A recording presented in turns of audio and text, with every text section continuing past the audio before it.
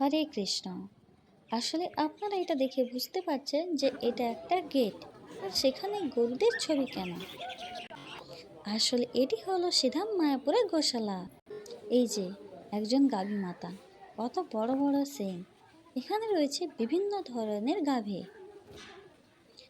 আর এটি রয়েছে শিব মন্দিরের ঠিক ডান দিকে একটি রাস্তা রয়েছে। এই রাস্তা বরাবর আপনারা চলে গেলেই দেখতে পাবেন এই গোশালা।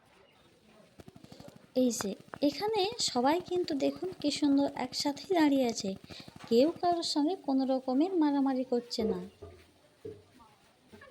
এই যে এইখানে দেখুন এই গাভী মাতার সিংটা দেখুন, পুরোপুরি যেন একদম হরিণের মতো। কি সুন্দর বাগানও রয়েছে। আপনারা চাইলে এখানে এসে গোসেবা করাতে পারেন। এখানে গোসেবা করানোর জন্য বিভিন্ন ধরনের খাদ্য প্রস্তুত করা আছে।